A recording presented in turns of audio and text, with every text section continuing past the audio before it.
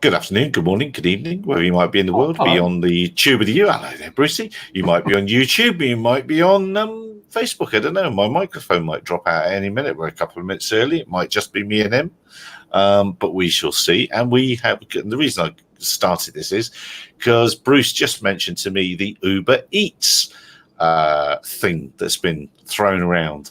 A design, I can't remember. I was so annoyed me. I didn't bother looking too far, but wasn't it a meal for a family of 4 or something with an 8-minute range or something ridiculous? So loads of ridiculous stuff. It's fantastic. I'm not eating until I've got it out. I'm just going to wait. I'm going to be really hungry, and then I can order heaps. Yeah, absolutely. But have we not just hit a point where what you do is you shove up a rendering of something with your branding on, the world gets very, very excited, and actually what they're doing is they're getting the value of the advertising, not the actual product that's ever going to come. That sounded a bit rude where you said shove up a rendering, a visual picture. I'm not going there. But did you also see that NASA, that CNET published an article? I tweeted it. Did you see my tweet? About I noticed it had happened, but I was busy trying to find a USB cable before we started. Now, NASA wants the sky filled with delivery drones. Well, there's a conference going on at the moment, isn't there? And the bottom line is, I can absolutely see it. If it's going to save somebody's life, get over that river that's raging, go that last kilometre that nobody can reach, that's fine. But anything else, come on, really. I know. I'm with the delivery drones. I think they're great. I can't wait for my products to arrive. Yeah. China will be able to ship direct. None of these trade things. Just ship direct to my house. It's fantastic. It's only a matter of time. Oh, there's an airline pilot in here, is there? No. Okay. It was funny you should mention China because not quite China, but Hong Kong, Banggood. Not Banggood. That's silly me. Hobby King.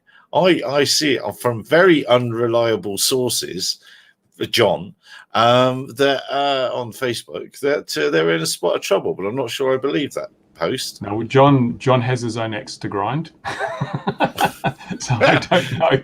His perspectives may be tailored a little bit by the colour of glasses he's wearing. I don't know, but I don't know. I mean, who isn't in trouble these days, though?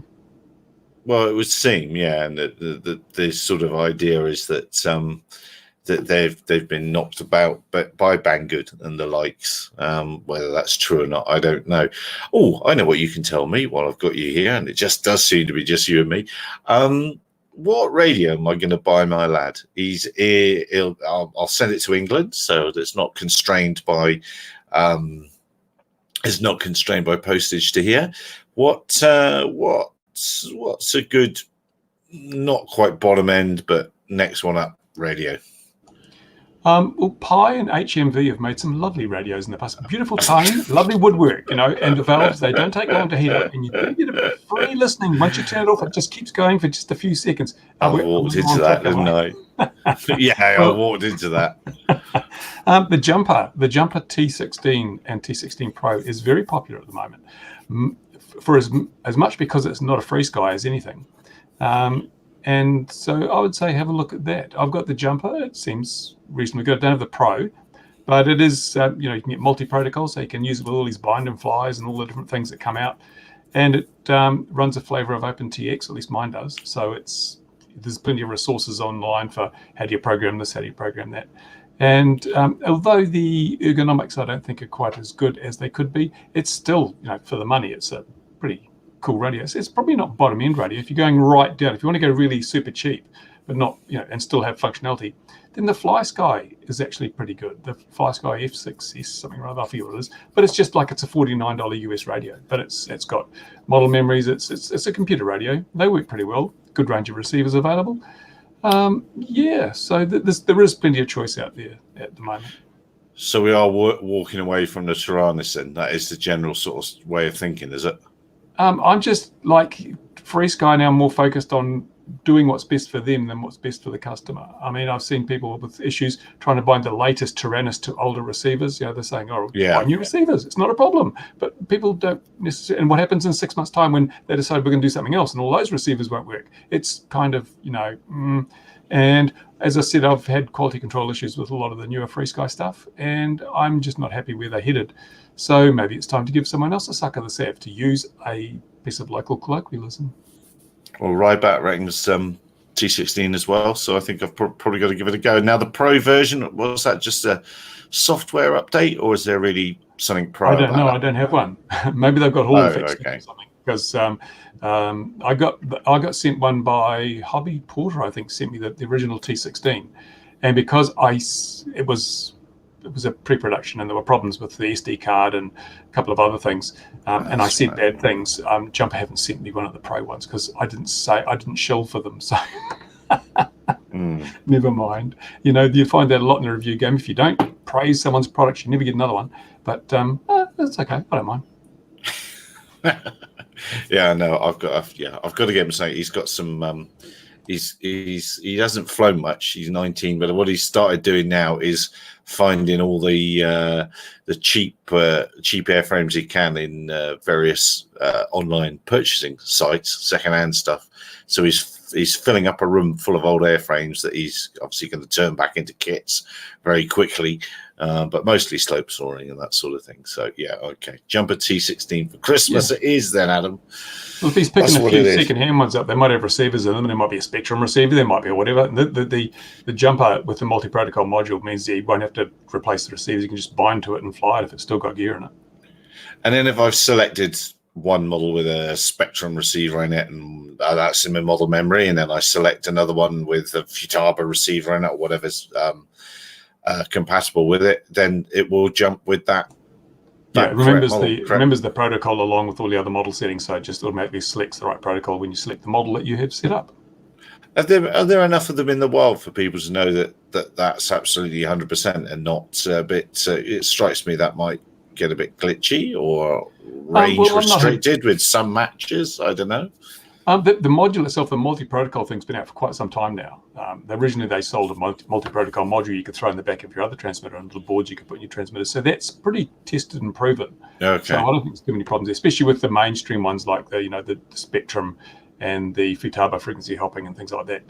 Because there's plenty of Spectrum compatible receivers, Futaba compatible receivers, so they know how those protocols work. They've all been reverse engineered and they all know how to re-implement them. So I don't see that being too much of a problem.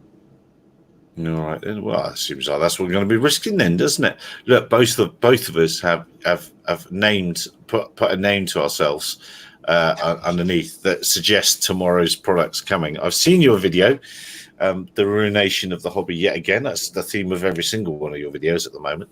Ruination by one way or another.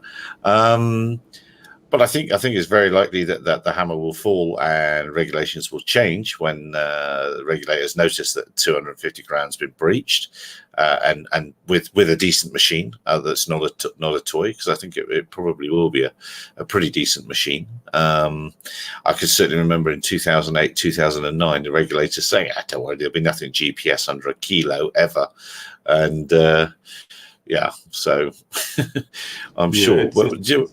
Well, people have been blaming DJI. Oh, DJI is going to ruin the hobby. Well, no, actually, DJI is just progressing the technology. It's nothing to do with DJI. If they hadn't done it, someone else would have done it. In fact, we can get Cinewhoops now with 4K cameras and things, and they don't have GPS, most of them, but this is just a progression of the technology. So it's not DJI's fault. It's just the fact that, and I'm really glad this has happened because, as I kind of alluded to in my video, it puts regulators to the test. Is this safety or is it control? We'll know very soon what it is. And you're right about the surveillance requirement. That's always been in the UK regs, that surveillance little add-on. And it's not only cameras, it's receiving gear. It's all anything that you can do to surveil people from the air is included. So it's some form of another receiver or something like that. So what sort of regulations involved in aircraft with cameras or satellites or balloons or kites? Or why are we being singled out here?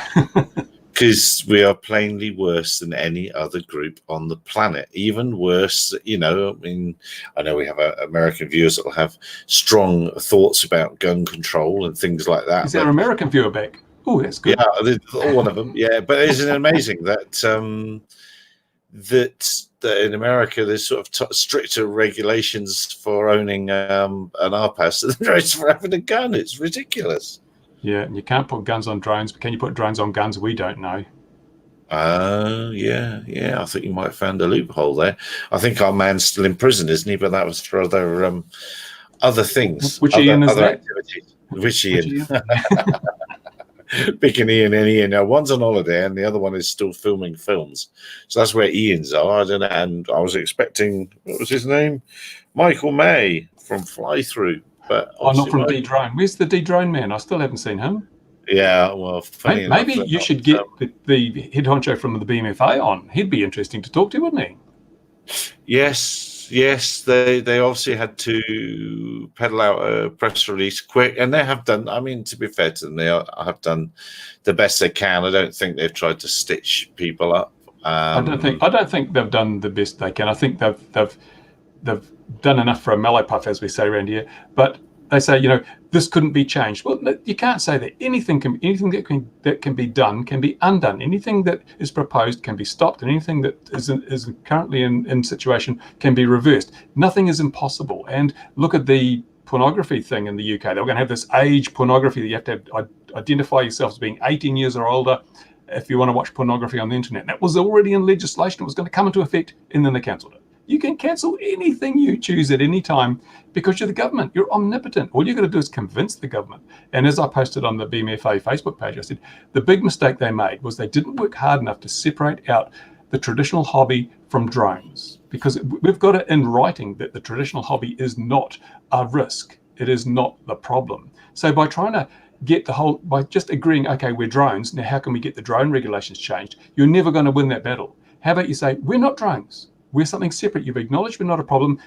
Carve us out of this and do what you like with drones. If they'd done that, I reckon they'd have got more mileage.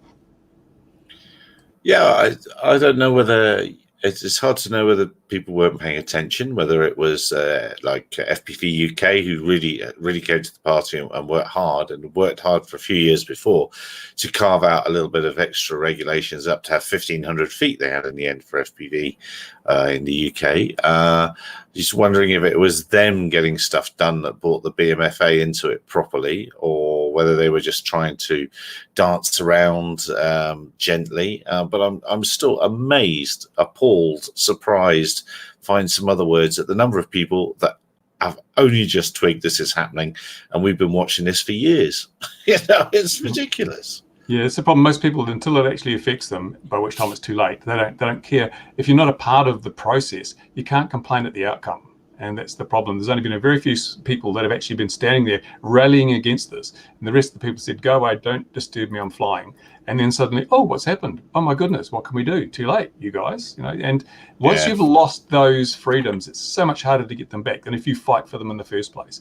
And I may appear a militant and a troublemaker, but I'm very much aware of this, and I realize the importance of acting firmly and acting quickly if you want to protect those freedoms. That didn't happen in the UK. They've lost them.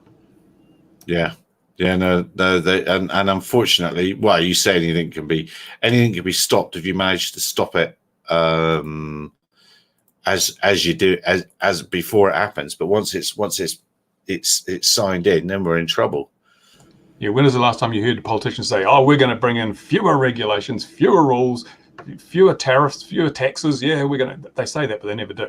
I mean, the big example is if you have a democratic system with multiple parties, one party decides to introduce a tax, the other party says this is terrible, oh, it's a burden on the taxpayers. When the second party finally gets into power, they don't reverse it. They just leave it in there because they're benefiting from it now. So it's all weasel words, We sort of suffer. And g'day, Greg. I've sent you a link if you wanted to join in, because everyone else hasn't joined us. We're feeling unloved. I want to find out about Tim if you had any further news, Greg.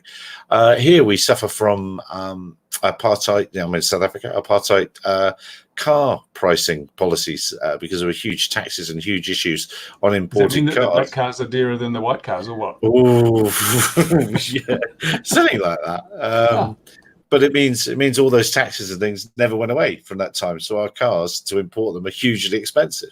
Funnily enough, they didn't drop that revenue stream. They never do. They never do. Yeah. And the problem is that I think young people are too busy enjoying themselves to worry about it. Old people are too old to worry about it. It only leaves me, the middle-aged person in the middle, taking this seriously. Yes. Yeah. Well, yes. Yes, that would obviously be the case. Yeah, it's very sad for aero modelling everywhere, I think. And I can see general aviation and the gliding and the ballooning guys and a few other sort of circles I move in, but they're beginning to get worried about airspace grabs and things like that. They are also beginning to catch a bit of a wake-up call that was coming all the way back to those flipping Uber Eats and other delivery drones. That those sort of people are the people with the most money at the moment at the table, and they're making crazy noises for things that will just never be. They'll never be. The only way around this is through civil disobedience. I know there is a huge percentage of people that respond to my videos who say, we're not registering, we're not going to register, let them try and catch us. We're going to fly in a way that doesn't attract attention. They're going to fly safely, but they're not going to register. And I think that's a great thing, because the only weapon you have left at the end of the day is disobedience. Because without your voluntary compliance, the rules are pretty much useless. The prisons aren't big enough, there's not enough policemen out there. And if the rules ultimately do not work, then they will be struck from the register and they'll have to find some other way of dealing with the issue. And again, this whole, the risk assessment is going to be the big thing. Once they get that risk assessment done, they're going to have to explain why they've got this over-regulation, this massive regulatory overreach on something that is going to be proven by the history, by events in the past 10 years, and by a risk assessment to be nothing like the risk that has been suggested to the people making the rules. And so there should be backpedaling there, should be demanded. Did you see that large drone spotted over Forley, which I happen to know down near Southampton? It's an industrial area. I can't remember what exactly it does there. And that keeps that's a refinery. It was a couple of hours, I think it flew down there, didn't it? A couple of hours, and they still didn't get a picture of it. No, that's right. But I've been watching that being conflated left, right, and centre on LinkedIn by people who conflate that instantly into, oh yeah, but look at them, people dropping things from stuff in Syria and other places. It's a refinery, but there's, as you say, there's absolutely zero proof that there was anything there. Fishing drone update: invited to participate in formal interview. Regarding the cricket, do you remember that chap in Australia? So the cricket ball, dropped the cricket ball, a formal interview. Oh dear. Nice. Will the TV be there? Is it like broadcast? Can we have the interview on tape? No, I believe there'll be no biscuits at that meeting. 13th floor, no biscuits. And a meeting with bureaucrats and no biscuits? It's going to be a very brief meeting. They can't last more than 5 minutes without biscuits.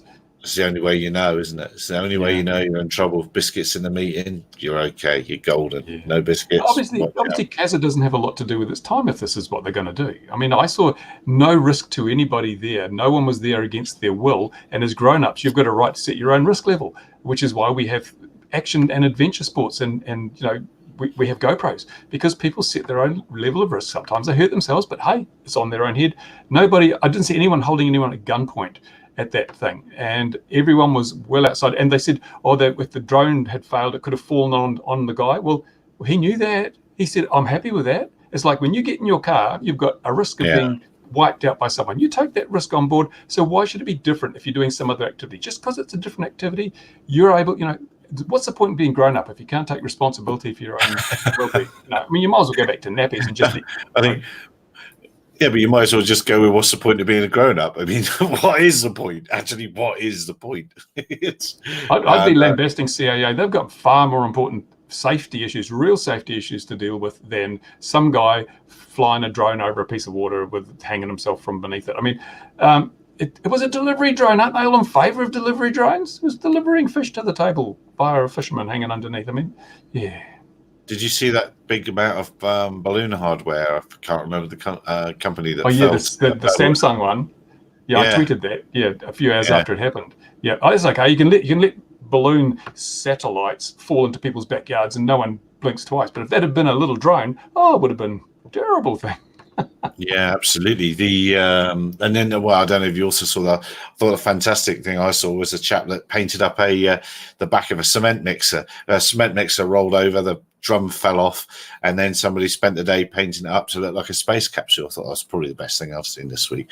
That's very, very clever.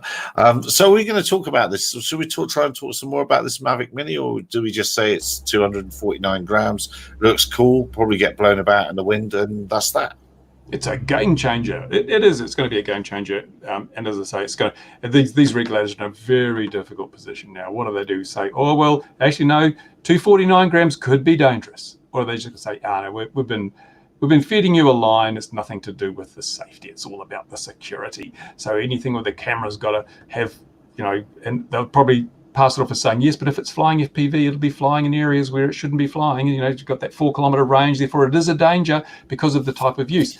In which case, will be interesting to see whether they say FPV camera or recording camera, because if you've got a line of sight model and you put a little lightweight recording camera on it and you're still flying at line of sight, the camera doesn't change the risk profile of that operation at all, but it does change the security, the privacy aspect of it. So yeah, they're going to have to work very, very carefully on this one. And the other thing that people have been asking is, given that it's a DJI, will it be geofenced? When, like in Canada, it doesn't have to be, because in Canada you can fly your little 249 gram quad anywhere in controlled airspace, anything you like, because there are no prescriptive regulations.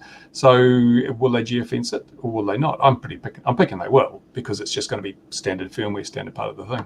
So in that respect, if regulators get their noses bent out of joint, then I've got no sympathy for them. They shouldn't be regulating children's toys. And if they do say any drone with a camera, what's going to happen at Christmas time when all these kids get their little $59 Banggood specials and they all have to be registered? And in the UK, little Johnny takes his hard-earned pocket money, goes down to the high street, buys his little 29-pound drone with a camera on it, sits his online test, and there's no operator. So he can't put a number on it. So he still can't legally fly it. There's still an age barrier to entry into the hobby, because unless your parents are willing to sign up as the responsible party and the operator, Johnny still can't legally fly his little drone if he's under 18. Yeah, I know. It's it's a mad world. Greg says, sent some notes from a guy. I'm not sure if I have that detail. Hang on, let's look for the notes. I'm looking for the notes. Where are the notes, Greg? I don't see the notes. I see no notes. Get out your pajamas. Yeah, get out your pajamas. Come and tell us. What time in the morning would it be in Australia? Be very early o'clock, I suppose. No, not very early, but I don't know. About, what is it, 10 minus, 7 o'clock or something? 7:20? Here it is. Here's his notes now. It tells me, shall I just share them with you? Or maybe I should read them before I share his notes. 30 minutes, 4K. GPS precise hover. Let's just share it. I don't think there's anything that's gonna.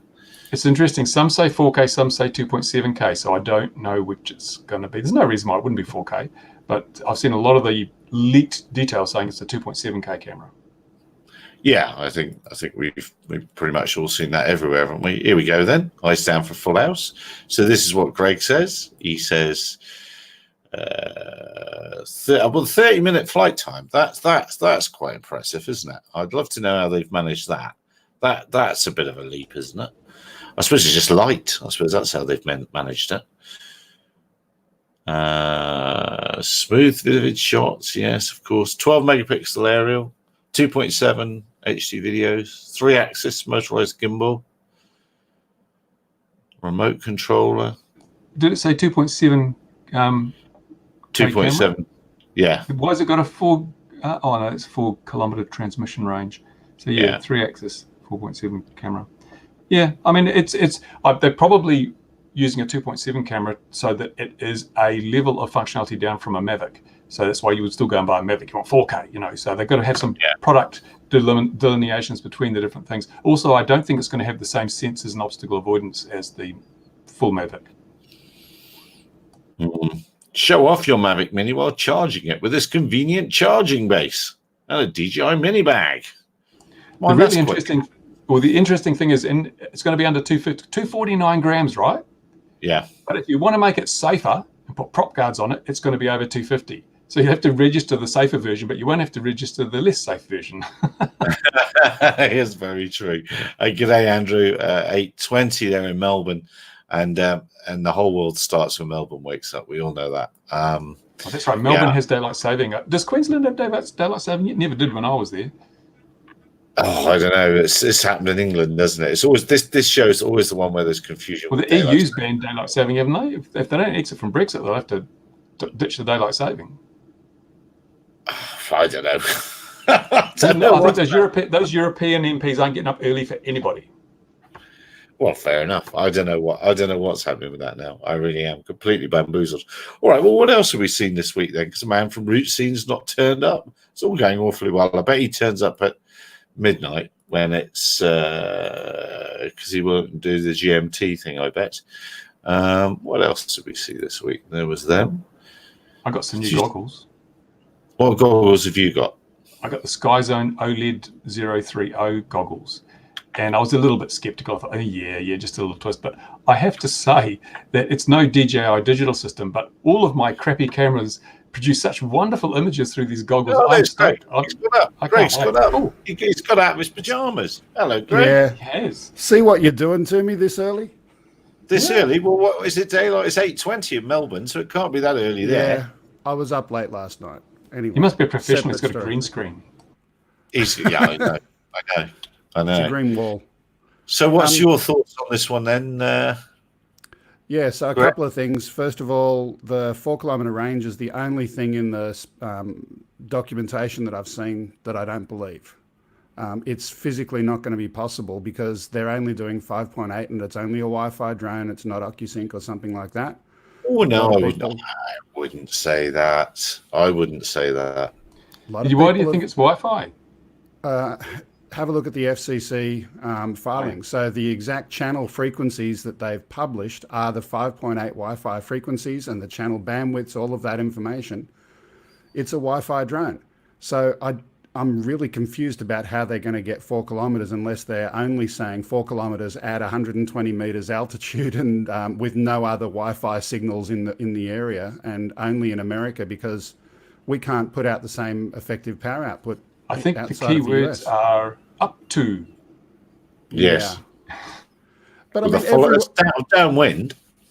Everyone watching here knows what kind of range you get out of a 5.8 gig Wi-Fi in your house. Now, this is probably DJI's way of making the regulators happy. You can't fly beyond visual line of sight because 5.8 doesn't go through objects well. It doesn't penetrate. So. But the DJI digital system's all 5.8, and that's got a 4 kilometer range. Well, that's OcuSync, or it's their digital system, but it's still 5.8. 5.8 can give you lots of range. I've heard of people around here who've flown out to 10 kilometers with 200 milliwatts on 5.8. You know, I should have a look. I should have a look at that system to have a look at the exact frequencies in the 5.8 band if it looks the same as what we're seeing for this one. Because if it's the same, then I'll eat humble pie, but if it's different, then I'll say this is a Wi-Fi drone and they can't do it. But it is the exact Wi-Fi channels and channel bandwidths and so on. But they could be using that with different protocols. I mean, there's no just because it doesn't. You're not the RF doesn't define the protocol, only the type of modulation. No, absolutely not. Absolutely not. But by the same token, you have an existing frequency spectrum licensed for a particular purpose. And we're going to go and bring out these drones that are going to get on the top of everything else and going to be able to go 4 kilometers. And all of a sudden, there's no Wi-Fi in your little town because everyone's channels are all of a sudden being overruled. I don't think. I really think it's just a Wi-Fi drone. But you could say the same thing with 2.4 gigs and 2.4 gig video systems and 2.4 gig Wi-Fi. I mean. And radio transmitters, we've got spread spectrum going on here. There is, just because you have another transmitter on the band doesn't mean it's going to obliterate everything. It's going to be interesting. I really want to know. I can't wait until I unwrap my box down here and see what's really in it. So we'll just have to wait and see. So you've got one going to be ordered? DJI, and I know I like this ever since the digital thing, and I said it's really good. I just get everything. No, I got nothing. No, I didn't even. I got nothing. They don't care. I'm not an influencer in the right channels. Speaking of which, the source of that information, just for your info, Gary, there was a leak on a Best Buy website. I don't know if you've heard about that one. Yeah, I saw that. I'm struggling to get very excited about this because it's exactly what we predicted it would be. So it's fantastic. It's going to be great. It's going to be a repackaged Spark. A lot of the Spark stuff transferred into this thing, and which might include decent video. No, I bet they didn't like some stuff about the Spark and moved on. I bet they've moved on another. Yeah, I think the Spark is no longer a product on their website, even, is it now? It's not. They've pulled a lot of products. But I did hear a rumor that it was going to be a different app to control this. So in terms of geofencing that you were mentioning earlier, If that is true, then we're not using DJI Go, and if we're not using DJI Go 4, then potentially no geofencing. Potentially. And look at Rybat saying that is that 5.8 4 watts in the States. The thing is, that little tiny thing with 250 grams, how's it going to handle it? Can it possibly have a 4 watt radio on it? Let me see if I can find the SC. Even the DJI system is only 700 milliwatts. Even the digital system is only 700 milliwatts, and they won't be using that. It'll be much lower output. Yeah, could be adaptive. And I4CD saying maybe it's 4 kilometers over open ocean. Yes, maybe. Yes. Well, that's it. Yeah, if you're on top of Everest or something like that. 4 kilometers with the optional 4,000 meter extension lead. Yeah, that's right. Yeah, and that's how they get the battery life as well. Exactly. Well, that's first good. Control line drone. Fantastic. Oh, yeah. Control line, you say? Control line. That's exempt from registration in the UK. Exactly. Perfect all the way. It all dovetails. Yeah. What was I going to say? But the endurance is going to be down to weight, isn't it? Yeah, absolutely. It's just because it's so light. And again, it says up to, and I think it's probably like all the drones say up to 30 minutes, up to 25 minutes. And in reality, it never reaches that. Never reaches that. Yeah.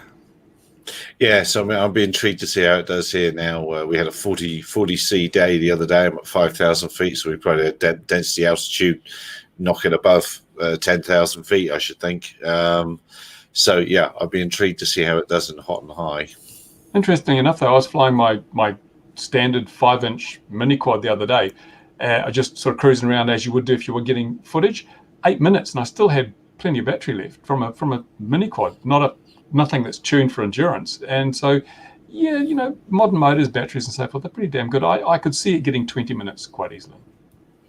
Has anyone, Andrew says, has anyone seen the price yet in dollars? Yeah, Andrew, I was in Alan Yu had it up on his website, $399 US, the basic drone, and I think it's another $100 if you want the remote and a couple of accessories and things. The fly more option or something.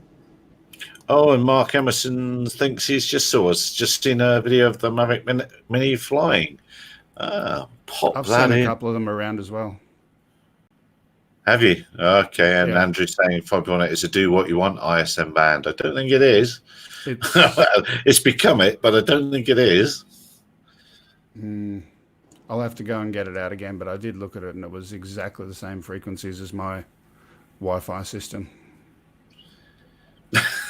Well, look forward to days of less Wi-Fi in your house. Then. Yeah, you just switch back to 2.4. That's why you have multi-band Wi-Fi.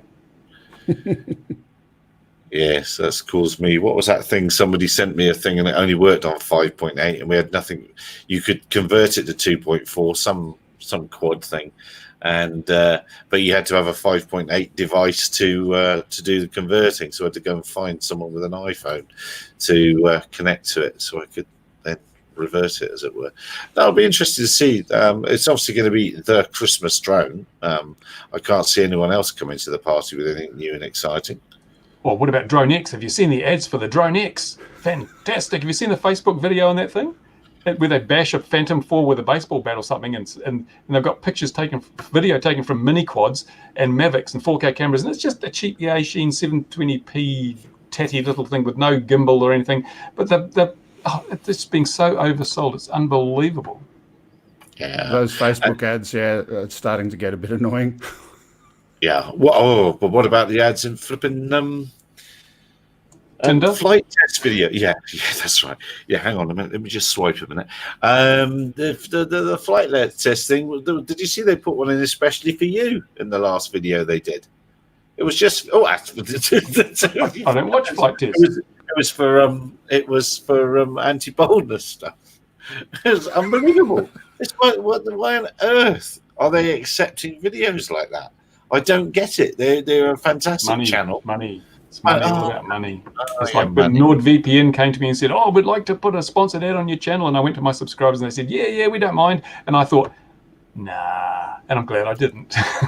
Yes, I think I tweeted that at you that Nord had a problem. I think at XJet. How many followers have you got now, Bruce? You up to 20 yet? I don't know, it's 100 and something or so. I'm not sure. Oh, there you go. You know, I don't count. I'm not one of these people that checks my follow count and my friend count every day. I mean, if you want to, you can. If you don't, I don't care. Your friend count will be quite easy. No, negative numbers. I can do negative numbers. But while we've got you here, Greg, Tim, explain again what's happening with the fishing and cricket drone man. So the bit that I shared before, the fact that he's been asked to have a formal interview, that's the bit that I can share. Okay. Judging from that is that he's either said yes or no. Now, if you were him, you would probably say no. The next question is what are CASA going to say about that? How are they going to respond to that? Because there are some nasty pieces in our aviation legislation which actually makes it mandatory to respond to questions if so directed. So CASA can compel you to answer even if you self-incriminate according to our legislation. They've probably got the waterboard there already, and the towel and the bucket. You know, they just wait for them to time roll up. I'd go just for the fun of it. I'd definitely get lawyered up. I wouldn't bother. I'd want to go to court. I want to take the whole damn thing to court and then say to the judge, seriously? This is a justice system? Pockets. They've got big pockets. You can represent yourself. You've got nothing to lose except your freedom. But, I mean... Oh, yeah. If you're married, that's not an issue. You've already given that away. Which is worse? Jail? No, I'll stay out of it. Yeah. But, I mean, it's time. We need to realise that as a community, we're going to have to start pushing for some precedents in law. And if that means going to court and arguing your case and saying, this is an action, in an action sport, I can go and put my life on the line every time I go mountain biking down a steep bloody hill, or I go parachuting, or I go whatever. Why is this any different? Who was being held at gunpoint at that lake shore? Who wasn't there because they didn't want to be there? And if the drone had fallen on the guy's head and injured him, but whose fault is that? Whose responsibility is it? If we're not going to be treated like adults, then we should behave like children. I've got a wonderful question for you, Bruce. How many people have been killed by a paramotor? And if there's a higher percentage of people out of the flights of paramotors getting killed, then why aren't all of those people, everyone who flies a paramotor, going and getting questioned for safety? The regulators should go and take them aside because people have been killed. But these people fishing from drones, well, we'll go get them instead. Exactly. That's what we need to present to a judge, because the regulators aren't going to take that. They know all this stuff already. They're fully cognizant of all the facts and the logic that defies regulation. So a judge is the only person who can listen to this with perhaps a wider mindset and look at it from the perspective of he is an administrator in a justice system. And if justice is to be served, then these facts have to be taken into account. And you sometimes judges will say, I'm sorry, it would be unjust to convict you of this. And once you've done that, you set a precedent. And then the regulators realize, oh, there's a precedent. So anyone else that does this, they're going to cite this precedent in their defense. So we need to change our regulations to be a little more reasonable. So next time it goes before a court, a judge isn't going to say, get out of here, CIA or CASA, you're just being stupid. What does the liability is strict mean, Andrew? I don't understand that. The liability is strict because if your skin's, is that the skin in the game argument, Andrew, in the comments? I don't quite understand what that means. Did you remember last time when I mentioned a friend of mine, wasn't me, got dobbed in by the CHIRP system in the UK, Confidential Human Incident Reporting? Well, blow me down if this week they haven't rolled out their drones piece, so you can now send CHIRP reports in to them if you've got any safety issues. But just beware, I do know that they may come after you if you're not careful. And that is supposed to be, and that's not supposed to happen. That is confidential human incident reporting system, so that you do fess up to stuff or anything you think is a bit dodgy to get everything safer. That's the idea. But yeah. And in Singapore this week, did you see the one about the guy who took off? He was, I think, around 5 kilometers away from a base, and a DJI aeroscope system caught him, and all of a sudden they send around the boys in blue to go and take him into custody. So, yeah, that was interesting because the guy that got taken into custody and prosecuted was actually flying a mini quad, from what I hear. It was his friend that had the DJI drone. And if his friend hadn't flown the DJI drone, they wouldn't even have known he was there with the mini quad, because it was only when it pinged up on Aeroscope that they said, oh, we're going to go and check. So they went around, they found the DJI product and the mini quad, and he'd been flying the mini quad under the trees, no risk to anyone, but you can't fly a drone in that place without a permit, and he didn't have a permit, so they pinged him. So Andrew says strict liability means intent isn't a consideration. They only have to prove that something happened.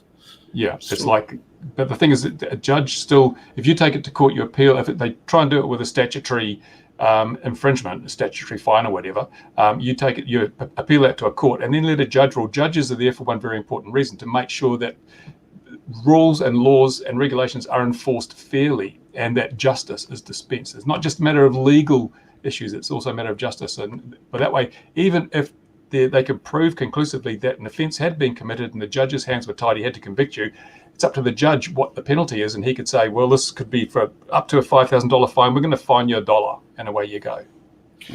But then again, I can come back to my mate with the chirp. They let him off, but it had to go to court, and it was a suspended sentence, but it's still on his record. So it doesn't matter that he didn't go to prison, didn't pay a fine, didn't do whatever. It's just that suspended sentence is on his record. Yeah, and but then when someone else comes up on the same thing, the penalty that's been applied can be used as a precedent as well.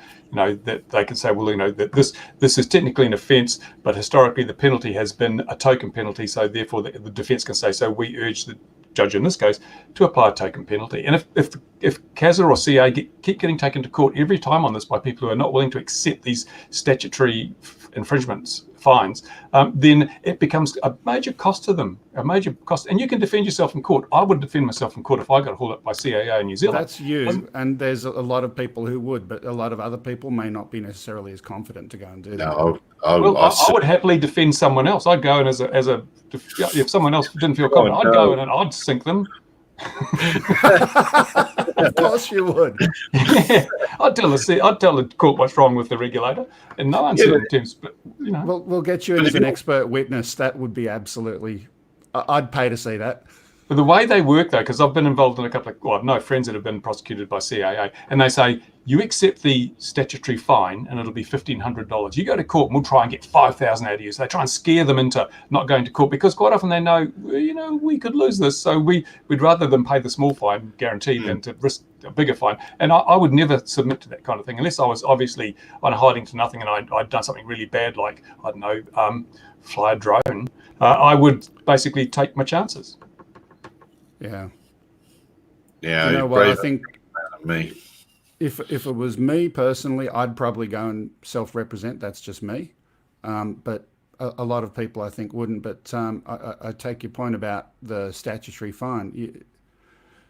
It's a bad precedent-setting thing to actually accept the default.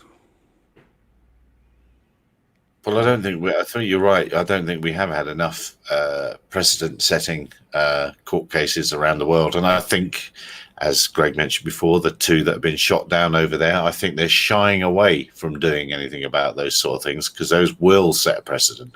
If those go through, what's the judge going to do? You want to call it an aircraft, you've got to treat it like an aircraft. Then you're treating the operator or pilot like he's a pilot of a full-size aircraft and getting them into trouble. So if someone shoots one down, then you've got to follow through. And that's why I think everywhere in the world, I don't think anywhere in the world one of those cases has gone through. So I think whilst they want to have a big stick in one regard, they're a bit terrified that they'll have to give droners more rights, if you will, or it's more interesting. time. In New Zealand, that one that got shot, I gather that CAA were not best pleased that the judge threw the case out.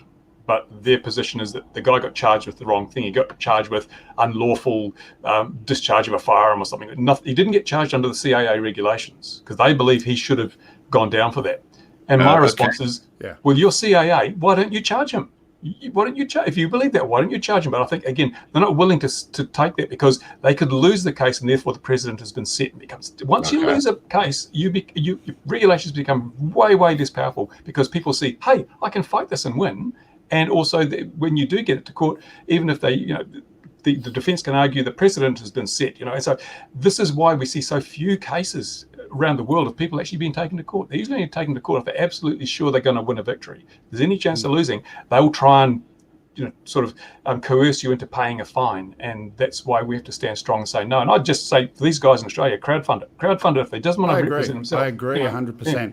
I agree. But what frustrates me is that, again, going back to the shooting the drone down, you had the guy in jail for other offences, but Yes. instead of actually doing something, CASA made a conscious decision to not prosecute. They had the matter referred to them, but they had a conscious decision to not prosecute. So if they've got that flexibility to make a judgment call about enforcement of the aviation legislation, what is it that made this one interesting to them? The fact that it's someone who's using drones, because drones are bad, versus this redneck who's got a gun going and shooting something. Well, that's not our concern, not our problem. The drone must have been the bad thing. If only he'd been using it to get a sausage from Bunnings, that'd have done him then. Well, that was the same guy. That was him. He was the Bunnings guy. The same guy. Excellent. Oh, well. Yeah, he's gone for the hat trick, isn't he? Well, he did go for the hat trick with the catch. That, you know. Yeah. So he's got the Bunnings, the catch, and the fishing. So yeah, maybe they are a little bit worried about him. It could also be personal now. I mean, I know how these places work. If you get on wrong side of somebody, they'll just use their power to satisfy their own personal agendas. I'm not saying that's this case, but I've seen it happen in other government departments when people get their noses put out of joint because someone's bested them. They go after them because they can. That would never happen. Never. Can I move to another kind of regulatory story, one that you wouldn't have heard about yet because it's very, very close and personal to me. There's a place local to my home where people fly. It's the only slope soaring location in the Sutherland Shire where I live. And I had one of my viewers from my channel write to me and say, hey, they've gone and put up no drone signs. So I did a little bit of digging, and yes, indeed, Sutherland Shire Council had put up regulations or signs, and the little thing, the circle and the thing, no drones, and investigated. And the guy who did it, I got onto him on the phone, and he said, yes, CASA had told us to do this. So I called CASA Media Liaison. No, we had nothing to do with this. So then called the guy back, and then he says, oh, no, it wasn't CASA, it was the Sydney Airport Committee. Oh. So I called the Sydney Airport Committee. No, we're a property management company. CASA and Air Services regulate the air. We've got nothing to do with it. So I dug a little bit more, and I had a look at the Local Government Act. And the Local Government Act says if you want to make regulations about public land, you have to have a plan of management for the park or for the location. So I said, okay, let's go and have a look at the plan of management on the Sutherland Shire Council website. And the last one was dated 2009.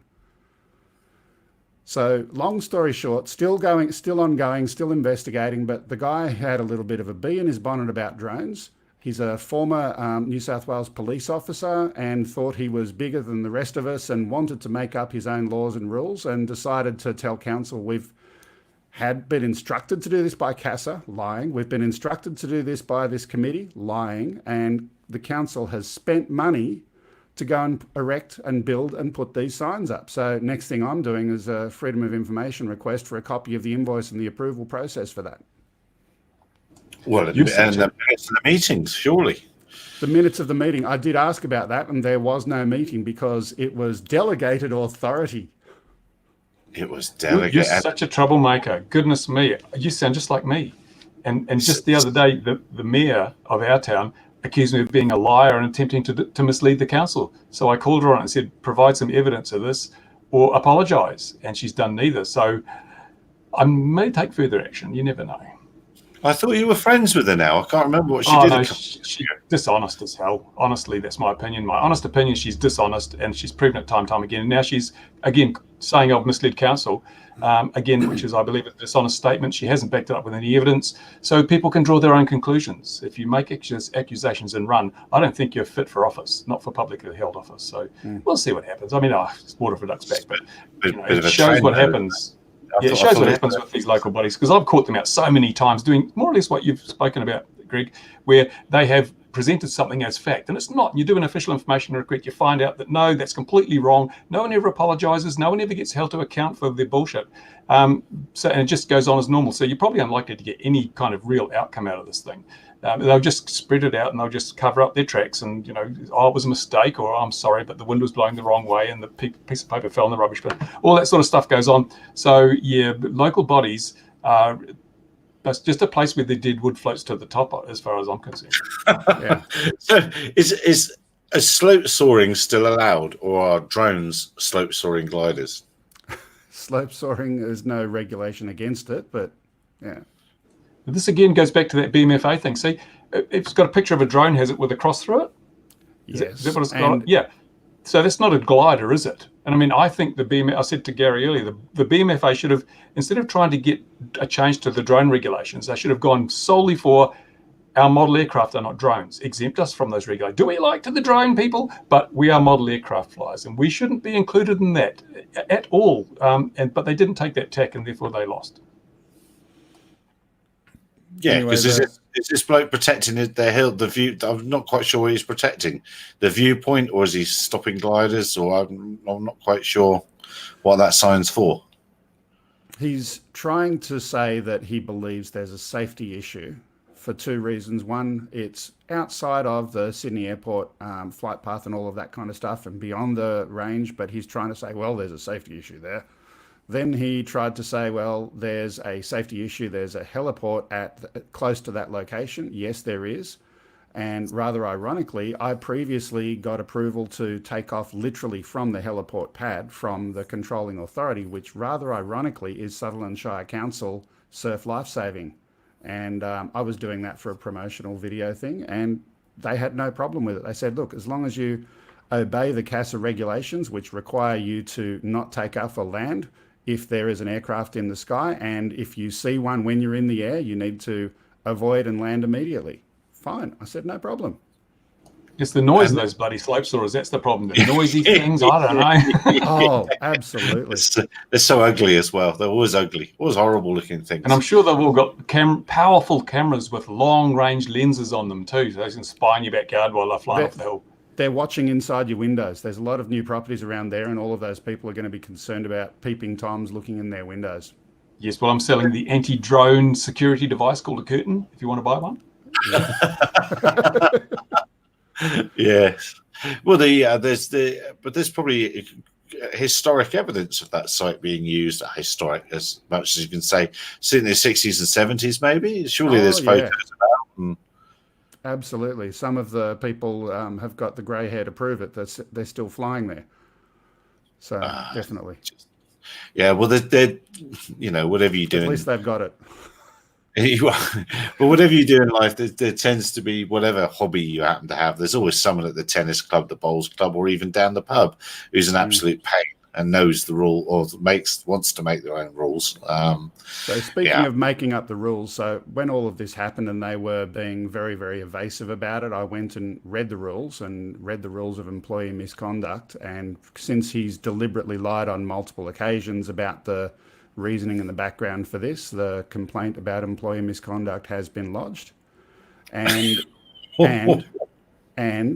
is directly reviewable by the Chief Executive Officer of the Council, who will make the decision. So it's now up to the CEO level to say, yes, I approve of our officers lying to push their own agendas, or no, this guy's done the wrong thing and we're going to fix it. So at least there will be an outcome.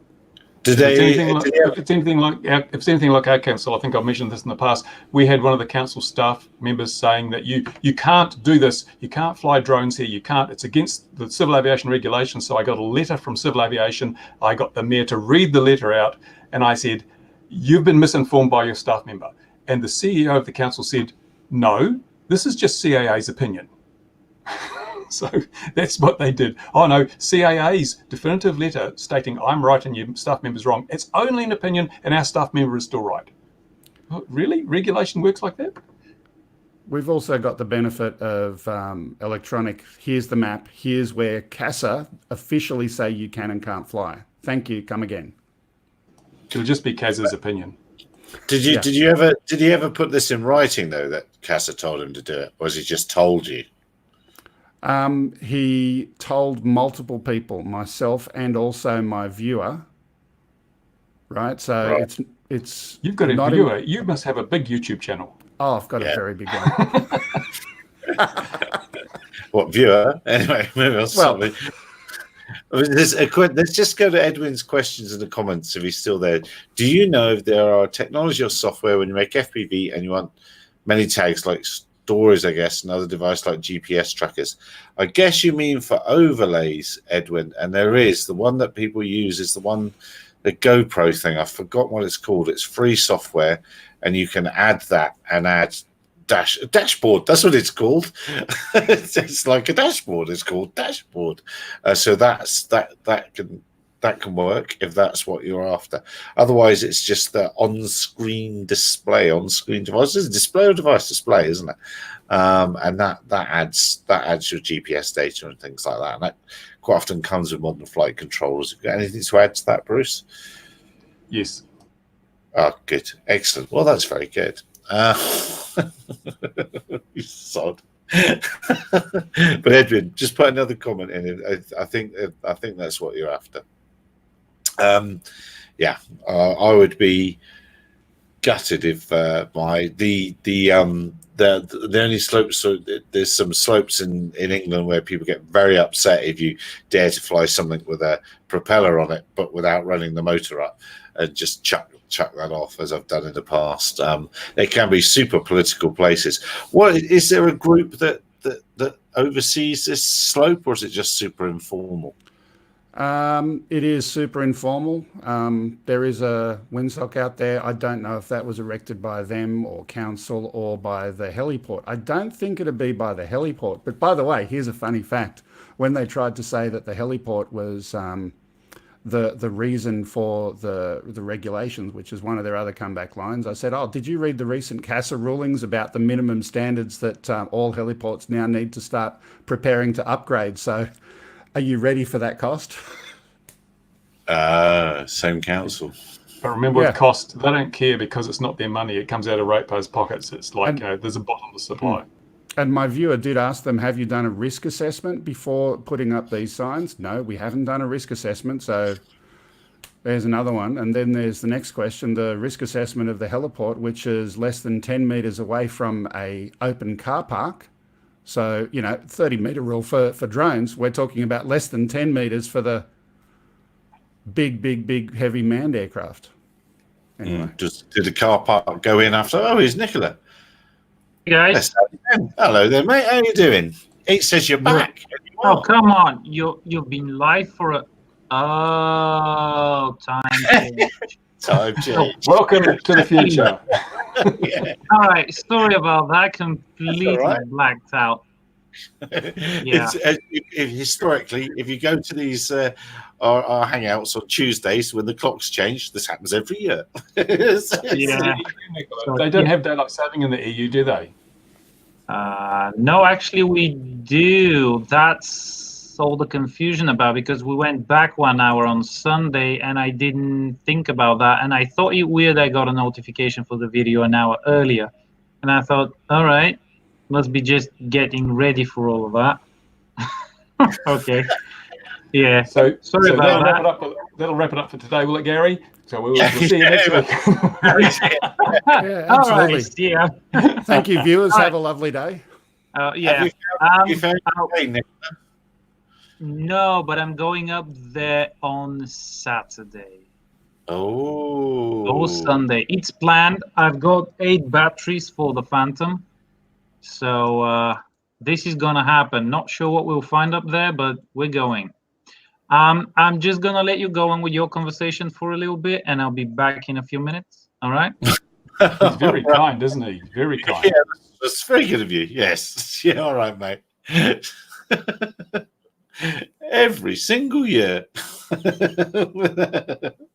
Without fail. Mine, I'd forgotten it happened as well. That's why GMT is GMT is GMT. It doesn't change. But anyway. Why don't you use universal coordinated time, as the aviation industry does? Which is GMT. Wrong term. It's not GMT, yes. It's UTC. No. Not with your accent, I suppose, yes. How on earth are we going to keep an empire together if we have nonsense like that? How's that going to work? Oh, yeah, we're not. Yeah, I know. Yeah, it would really, because slope soaring is what I really, really enjoy, and that would just would really wind the dials on my clock if some sort of job's worth it that around here. But luckily, we're miles from anywhere, so it's not going to happen. You know what? It got my attention as soon as you gave it to me. There's another slope soaring site in an adjoining council area at a place called Bald Hill, and I remember going there one time and seeing that they'd put up signs, and I was furious about that one as well. That one is also a paragliding site, and they've always worked in cooperation with the slope soarers and the drone flyers and all of this kind of thing. And I've flown there myself before. Doing anything, I go to their safety controller. Hey, do you mind if I fly? Is a good time now, or what time would you like me to do it? And people do that. The problem is, and their excuse for putting it up was, well, we've got to deal with the Mavic pilots who don't know that they should be doing this and that it's a danger to be flying when we're up. That's and put a sign up that says no multi-rotors. But then you make me unhappy because I'm a multi-rotor flyer. Do you fly multi-rotors off the slope? Yeah. Really? Chuck it out and go flying off. Well, it could be a bit boring, but I must say slope soaring is probably the most innocuous form of the hobby there is. It's a glider. Your ground speed, generally speaking, when you're near the slope is relatively low. You're far enough away, you're not going to be knocking over too many people, and there usually aren't great crowds of people standing up on top of a hill with their eyes watering, leaning into the wind, unless they also are flying model aircraft. Yeah. But go and do a search, Bruce, Bald Hill, and look out. And it's a beautiful, beautiful location, seaside. And if you're a quad flyer or a slope soarer, it doesn't matter who you are, you want to fly there. It's a beautiful location. And when those signs went up, I was a little bit unhappy. But I spoke to them and they said, yeah, look, we see your point. We don't have the right to regulate that, and we don't like it when people try and tell us what we can and can't do. So that the group took that down, and that was a good outcome. Sutherland Shire Council, on the other hand, I'm not so sure.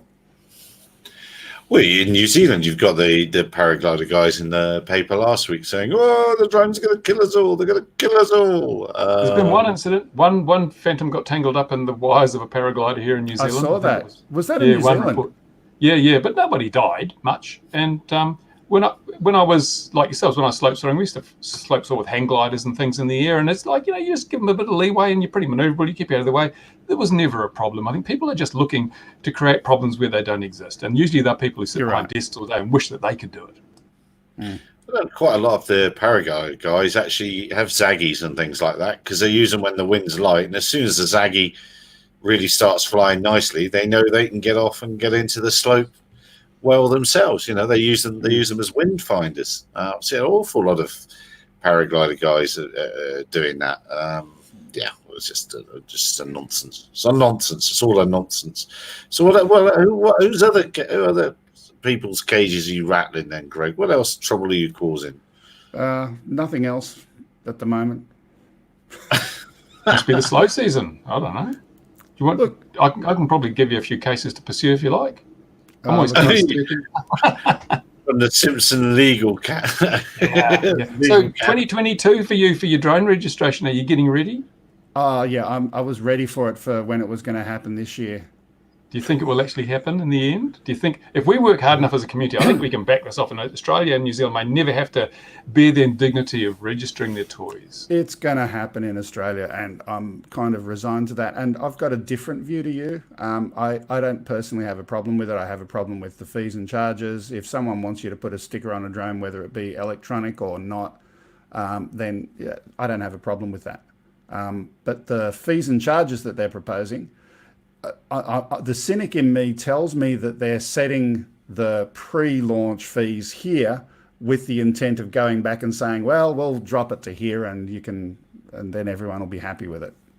Just like they did in the UK. But the problem is, I don't mind the concept of registering things when it's justified. But if you've got other things out there which are clearly far more dangerous to both the people using them and the general public, and they're not registered, then you can't come to me and say, register your safe thing. You have to be consistent across the board. I want parity with all those other risky things out there before you start regulating my pastime, my toys that I've enjoyed for over 60 years, never killed many people, never injured more than a small crowd.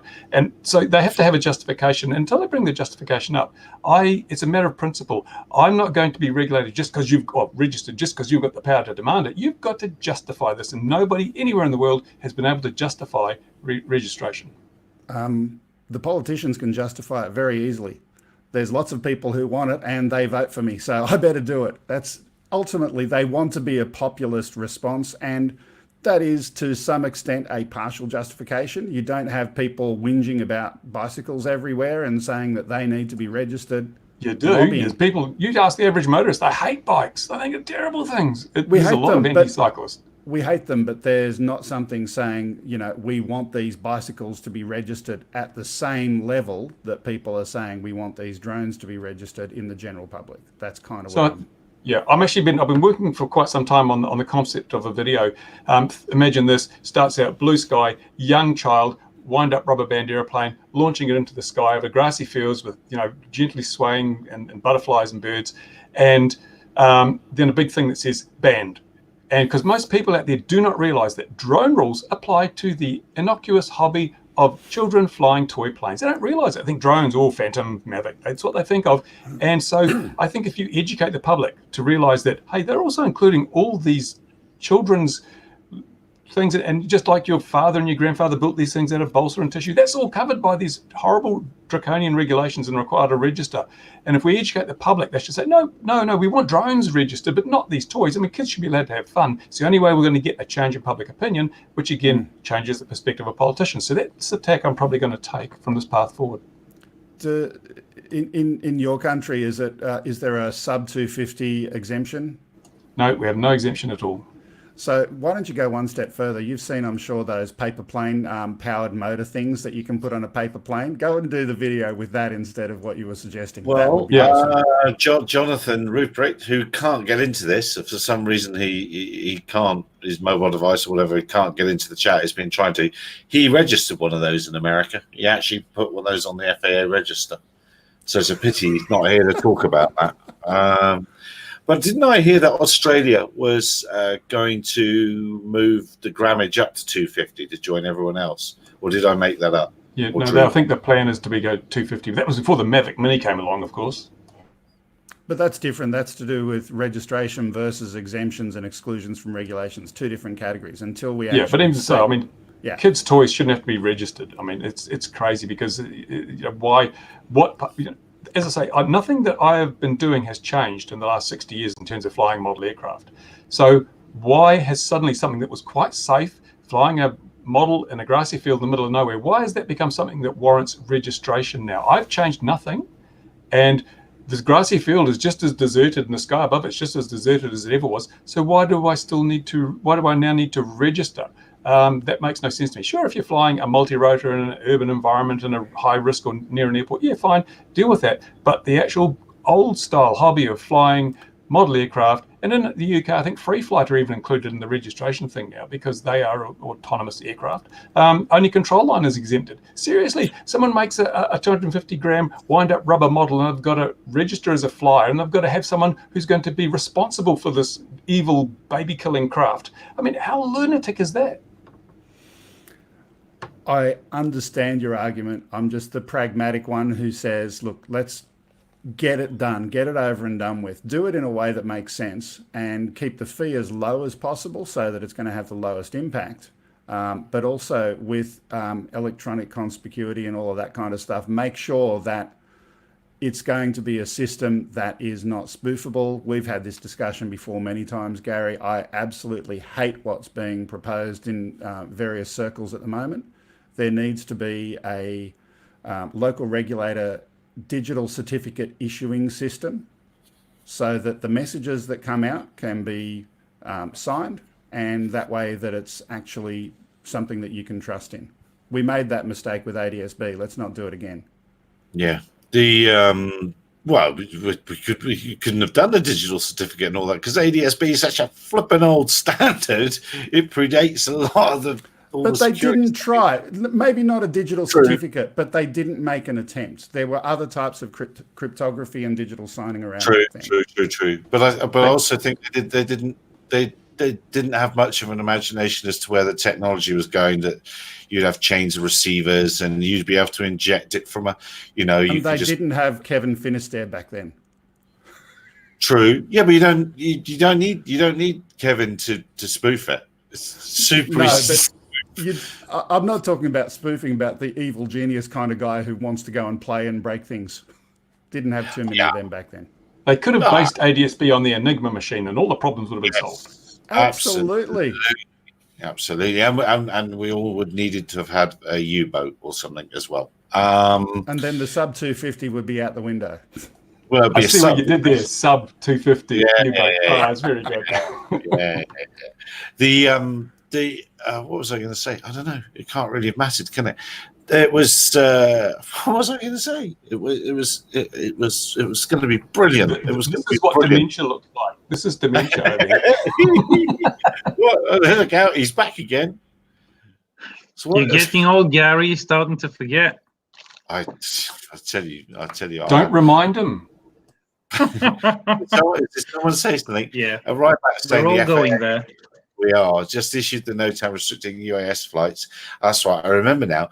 They're talking about electronic conspicuity. They really are. The Drone Advisory Council are really pushing and almost suggesting that it's been agreed that a Wi-Fi remote ID standard is what's going to happen. And nowhere in the world, nobody has. And the Airports Council of somewhere else, and this group of other saged and wise people have all said, "Oh yes." The IEEE proposed standard. You've read the proposed IEEE standard, ATS something or other. And that looks like it's probably the most likely one, which does operate on those bands, but it's still to be finalised. But it's been put forward as a standard. Yeah, well, they have, but they're telling people that this is what you need to fit and this is what you're going to need to comply. It's like, hang on a minute. Well, there hasn't been the grown-ups chat about this yet. It hasn't happened. You don't understand how regulators and politicians work, do you, Gary? No. Grown-up chats. No. That's what they just do in the public arena. It all happens behind the scenes and they do what they want to do. Yeah. So it'd be very worrying if that is how it ends up. And it is only serving the interests of the people that want to make the widget to go in your device or change whatever or own the protocol for the widget that goes in your device.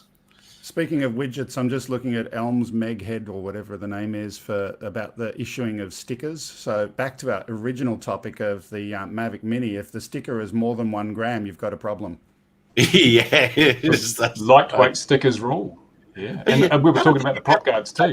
That comment just arrived here. That must be downhill to you and uphill to me or something. You were talking about that, and it just arrived. Anyway, what I find interesting is that when it comes to, I think in the UK, the all-up weight, if it's powered by an engine, is less fuel. Fuel isn't counted in the all-up weight. Yes, but not with if electric. It's a drone. It doesn't matter whether your battery's charged or flat. It's the same. But it's the same with electric aircraft as well. Manned electric aircraft, they carved that out. That you couldn't get away with the empty weight, full weight with that as well, because they tried to do that with manned aircraft. So you take the batteries out. Look, it's much lighter. The airframe complies. But they said no. So yeah, that's not just drones and model aircraft. It's manned electric aircraft as well.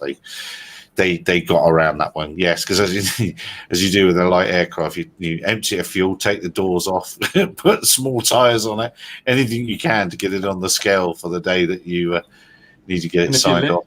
If you land your Mavic on wet grass, your Mavic Mini, you won't be able to take off again. It's bound to be more than 1 gram of water on the legs, so you're stuck there until you've dried it off. It's so silly, and they're trying to tell us that 250 grams. Bring down an airliner, kill people, whatever. 249 grams, no worries. That 1 gram, that's the kilogram. If we could just find that kilogram and just delete it from existence. Yeah, kilogram. If we could just get rid of that gram, we'd be fine. And apparently, once you go to 250 grams, it's the same all the way up to 20 grams. It makes no difference in terms of risk. Right, it's lunatic.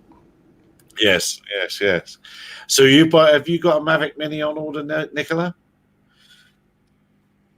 He's just losing on a mountain. Don't get him started. Me, a Mavic Mini. Yeah, you're not losing.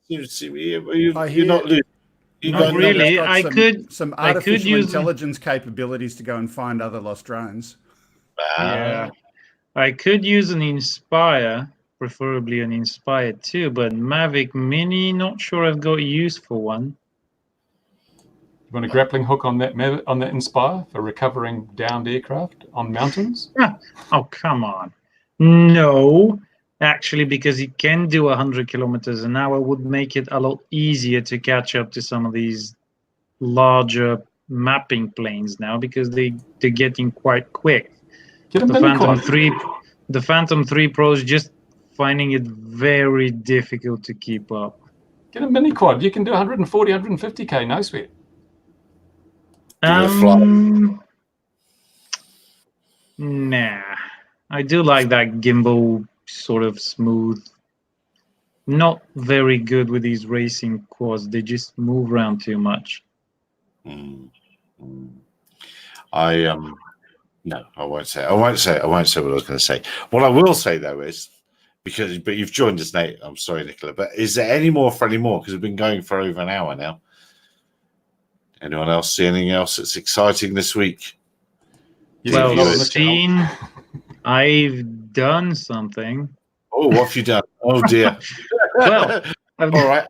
Let me just I've sit got- back and relax, because this is Yeah. going to be good. Yeah. Okay. Yeah. I've got a new line of sight personal best. It's about 501 meters. Yeah, plus or minus 31.5 kilometers. Okay. And so what sort of what sort of altitude were you at the end of the 31 kilometers? I think it might have been around 3.5. It's very Okay. high. It's very high. And are you Well, using, there's no other way to make it back with an empty battery. Not that it was empty. I could have pushed it a bit further out, but the video sort of started to seriously give way. And that was pretty much the limiting factor. I was flying with the Dragon Link thingy with the mini receiver, and I was running 100 milliwatts. And at 32 kilometers, that thing was at about 30% RSSI, and that's 100 milliwatts. Pretty impressive.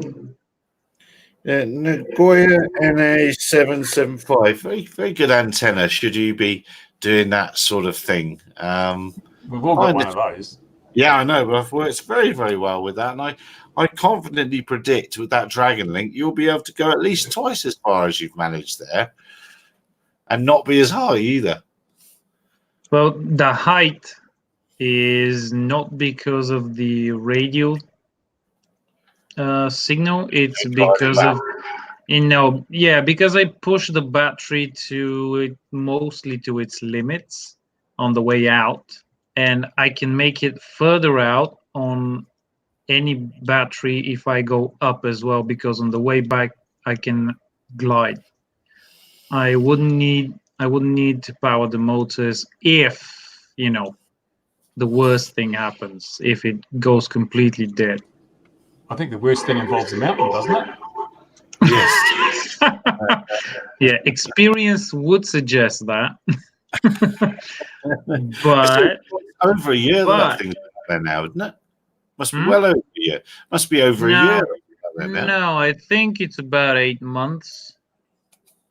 Have we been nagging you for only 8 months? It feels a lot longer. Well, yeah, when you nag, it feels a lot longer. But the snow will be back on there soon, won't it? Well, actually, this time last year, it was covered with snow up there. Now we've had, for about, 3 weeks at least, we've had absolutely perfect weather every single day. 22 degrees, no wind, no clouds. Every single day has been like that for the past at least 3 weeks. And now tomorrow or Thursday, it's going to rain for a little bit, like 2 days.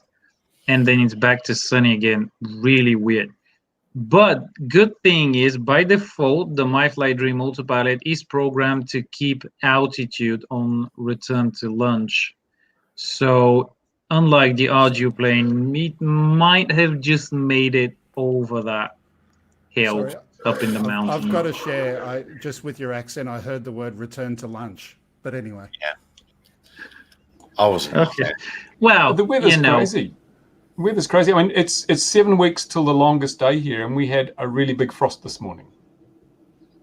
Yeah, we went 40 last week and 14 yesterday. Yeah, huge that changes. Celsius I or blame Fahrenheit? that little Scandinavian girl, Greta. What's her name? It's all her fault. yes. No one mentioned it before. Here's Blue Flyer. Hello there. Well, daylight saving for you as well, Blue Flyer. What was I going to say? That I frostbite. Have you got one of those yet, Nicola? I see people are testing them, and they're not being liked. No. That's the Fat Shark thing. Yeah, the Fat Shark Digital. It's No. it's interesting because I've just been going back to my original project, which was going to be like an SD digital, but I've decided I'm going back to analog HD. Analog HD is where it's at. It's going to be same resolution as the Bifrost because I'm going to use the same HD cameras. I'm just going to make the RF section with a wider bandwidth. So we might use two channels to broadcast it. So you only have 4 people running at once, but you will get all the benefits of analog, which is the nice, predictable, gradual breakup and the low cost of equipment and the low power consumption, along with the benefits of the higher definition, because Bifrost doesn't look really much at all better than analog in many respects. So I wonder if that's a dead end, that path. It'll be digital, there'll be DJI who've really just they've nailed it, and there will be analog, and I don't think there's going to be much else for quite some time. Could be. But not a fan of these goggles. Never have been.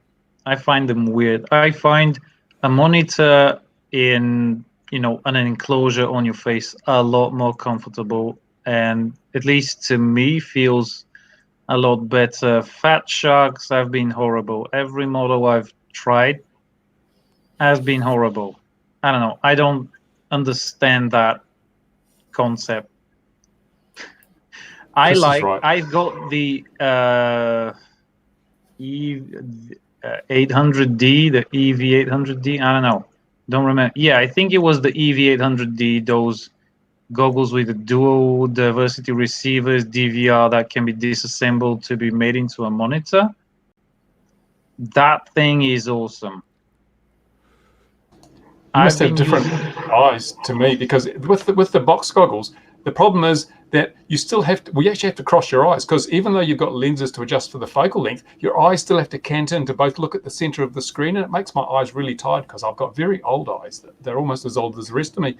But and also goggles give you a far more immersive experience, especially that if you tried the DJI goggles, you'd change your mind, because it's just the DJI probably, but nothing I've tried so far, especially Fat Sharks, has been. I don't find a smaller screen immersive. I'm on this one. I prefer the box goggles as well, but I haven't tried the DJI ones. I don't know. They don't. I try not to focus on the center of the screen. It's weird because I don't actually focus on the picture. I just look at the whole thing, just sort of gaze into a certain point somewhere, probably beyond the screen. And no wonder you hit mountains. No, that wasn't my fault. That was the autopilot's fault. That I wasn't in control of that. Wasn't my Yes, you weren't in control. That's the point. And I actually put goggles on only when I fly a racer. I never fly planes with goggles on because it destroys me. Yeah, doesn't do the planes much good either, does it? No. And on that, because look, it's 22 minutes past the hour. Blue Flyer tried the DJI system on Sunday. The image quality is epic until you get about 150 meters away or anywhere near foliage. It must have been on 25 milliwatts, because they're really good if you wind them up to 700.